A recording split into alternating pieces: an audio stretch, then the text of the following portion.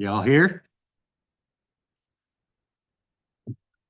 We'll do it just like we did the other day, guys. Um, we'll open it up with questions. Y'all hear us? Yeah, I got you guys. All right. All right. Go ahead. All right. Hey, Coach, John here. Congrats on the win. Oops, sorry. What did you learn most about your team in this tournament that you like now that it's over with? We played two outstanding basketball teams, both very well coached. Um, the first game, obviously, a little bit of luck to win on the last second shot. But the good thing about that is we fought to put ourselves in a position to do it. Secondly, I thought some individual players responded after not playing or shooting it very well the first game, and you move on and you got to get ready for the next game. So um, I was proud of the post players in the Washington game. I thought they gave us lots of extra looks, lots of offensive boards. I thought they didn't score as much today, Jersey and Smith, but they did some good things for us. And of course, Anissa Morrow is a double double waiting to happen.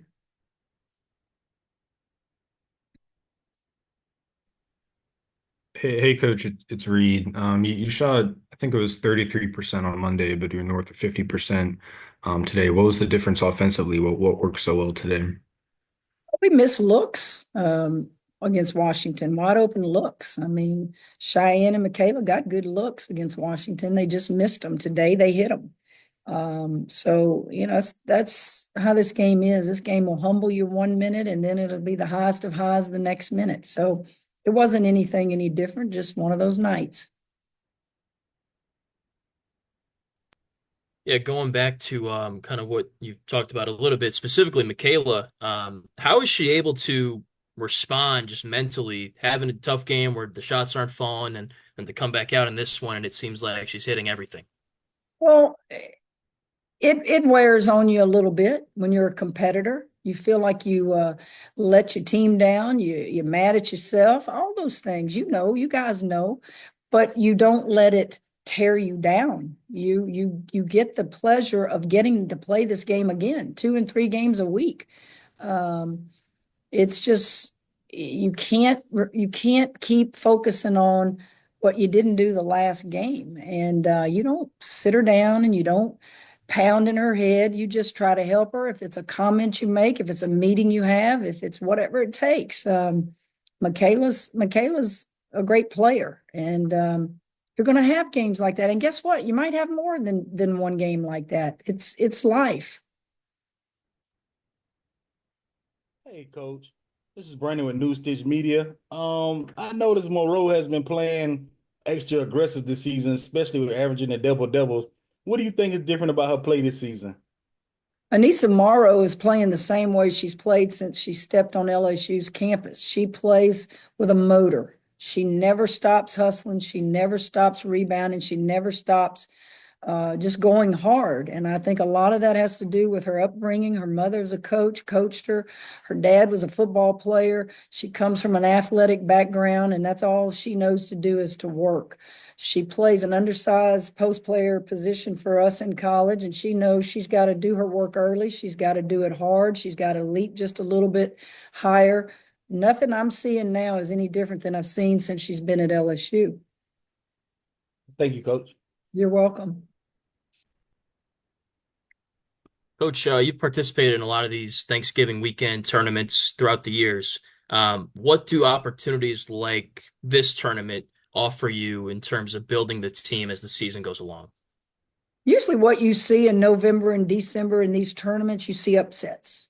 You see people on the men's side and on the women's side get beat. It's hard to focus this time of year. And I thought that the 2 games we played here, it told us a little bit more about ourselves. It helped us get better.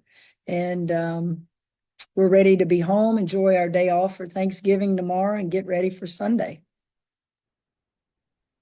Coach, what did you learn about your point guard rotation today, especially with Cheyenne coming off the bench? Cheyenne had a career high in assists. I think she had 9 now. You know me, I talked to her about those 5 turnovers she had.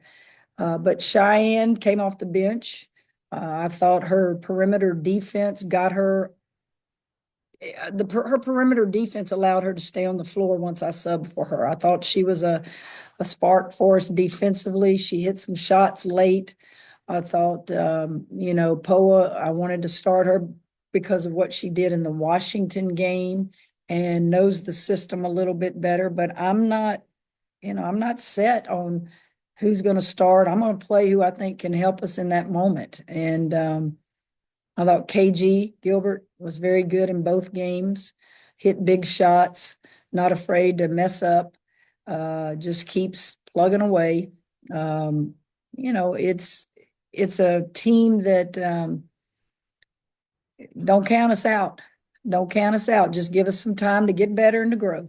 Folks, we got a flight to catch, so we'll do one more question. Hey, Kim, it's Corey. Excuse me. When Flage got in foul trouble in the first half, and so you guys had to play the last 8.5 with her on the bench, what did you see about the rest of the ladies to be able to kind of stretch that lead with Flage on the bench there? Well, as good as Flage is, and that young lady's going to be a top draft pick, if not the top draft pick, in my opinion, next year. They didn't bat an eye. It was like, we do this in practice every day.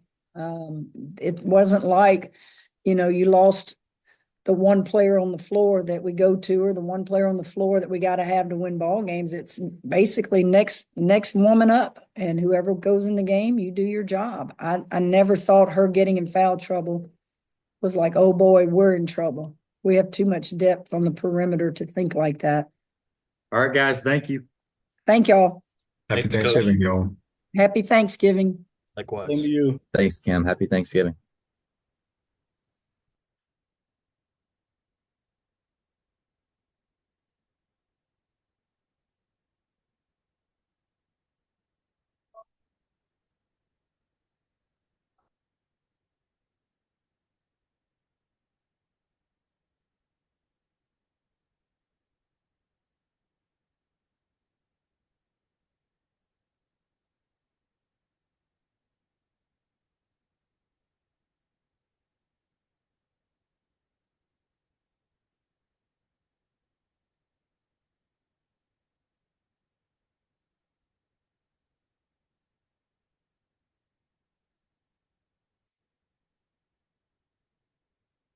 All right, can you all hear me? Okay, perfect. We'll start with an opening statement from Coach, and then if you have any questions, please use the raise your hand function. So Coach, go ahead. Yeah, just again, that's what a Final Four type team looks like. I thought they're obviously very athletic, very aggressive, and the tough part was they shot the ball really well today. You got to hope when you play a team like that maybe they're not knocking down threes and jumpers. And again, they ended up 50% from three, 7 out of 14, and then also 17 out of 20 from the foul line. So tip your hat to them. But we also have to realize that's the bar, and we got a lot of work to do, a long ways to go to get to that level. Questions? Rob, go ahead. Yeah, Wes, I think you guys are a skosh under 50% of your shots being from 3-point range. Is that what you want, or would you like to see a little more inside? Well, we would like to see a little more inside, but we got to have somebody that can step up in there as well. So it's a combination of things. We're still searching for, our post situation. Obviously, we got to have some. We got to have some inside scoring, though, and that's something we talked about in the locker room after the game. We just got to continue to work on 4 out and being able to get the ball inside some. So, yeah, hopefully we can close that gap a little bit. Ethan, go ahead. Wes, do you feel like you learned anything about your team over this 2-game trip? Well, I thought today we competed pretty well. I thought we came out ready to play. I mean, I thought we had energy and we're ready to fight and battle some. Obviously, we just weren't good enough today to get it done. But if we can bottle that, I told the team again in the locker room afterwards, we need that even in practice so that we get better and so that when we get in a game situation, we're not back on our heels. We're used to seeing that kind of intensity and pressure. So hopefully they learn from it too, and we can continue. Like I said, we're not the same team we were a year ago. We know that. We got work to do. So we'll get back at it. Brandon?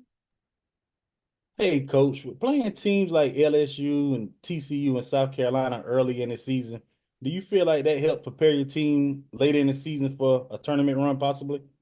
Lord, I hope so. Yeah, again, we knew that all three of those games are going to be really challenging. And, again, you got to hope that you don't demoralize your team when you go out and play that type of schedule. But, that's who we are. We want to compete at the highest level, and you got to play those people. And so I wouldn't change a thing as far as the scheduling goes. Like I said, Thursday, we're going to see the same type thing. It's going to be a great challenge Thursday for us as well. But we've got to be able to compete with those teams as you said, if we hope to have any success in the postseason. All right, thank you, Coach. Good luck on the rest of the season. Thank you. Ethan? Coach, kind of going off of Brandon's question, what is the key to keeping confidence, high and morale high after, playing? I mean, I think I have to try to stay positive. I've really tried these two games over here to try to be more positive, and I've probably sat down more in these games than I have ever in my career. So I'm trying not to get overly emotionally involved.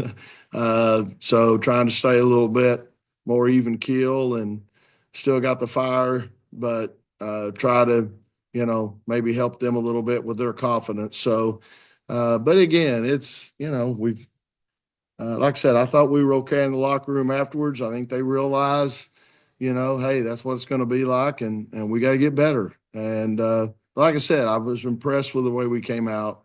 I know it doesn't look like it when you look at the score, but I thought we came out and competed. Thank you. And then last question, Rob. I actually got two, if you don't mind. Just the first one, I think you lowered it to 10. What's that? I'm sorry, you lowered it to 10 right there before the fourth quarter. I didn't get a last basket, but how were you feeling going into that fourth quarter? Yeah, if I'm remembering right, that was the last basket off an offensive rebound. If I remember right. Yeah, I know. We did a great job. Maddie Cox played really well today, and I thought she did a great job on that play of cutting off the drive. The girl missed the jumper, and we let somebody come right down the lane and stick it in. And that's, I told them, we played great defense for 28 seconds or whatever that possession was, but we didn't finish it off with a box out. And that's what they do. I mean, Morrow is the leading rebounder in the country, both this year and active players. So she's going to be big time. Smith, long, athletic. So you got to, that's the key. If you're going to have a chance, you got to hold them to one bucket. They got 13 second chance points. And, that's about what we got beat by a few more than that, but that's a big part of the game. And the bench points, are you worried about some of the players you get some scoring off the bench? I think it was a factor today too. Do you think you can have the talent down there to maybe do a little better at that? Yeah, I think we do. It just depends on the game. It's going to be game to game. And, Devin Quigley's been playing really well. I just felt like Isaiah, Sanaya were competing out there. And so Devin didn't get to play quite as much today. But her and then Zamaria Jones, same thing. Those kids can score. Those kids can help us. Lorena, I thought, played much better in the second half after having 3 turnovers in the first half. I thought the second half she played with a lot more confidence. So, we do. I mean, the last game we had a lot of bench scoring. Today, right or wrong, I probably stuck with the veterans a little bit more, and got to make sure I keep those young players developing. Thank you, sir. Be safe. Brandon, go ahead. I'm taking over this thing. I think he just left his hand. Oh, Brandon, you left your hand up? Okay, my bad. Brandon, you're out of here. I did. Sorry about that, Coach. All right. All right. Thanks, everyone. Thank y'all. Thank you, Happy sir. Thanksgiving. Safe travels. Yeah. Same to you.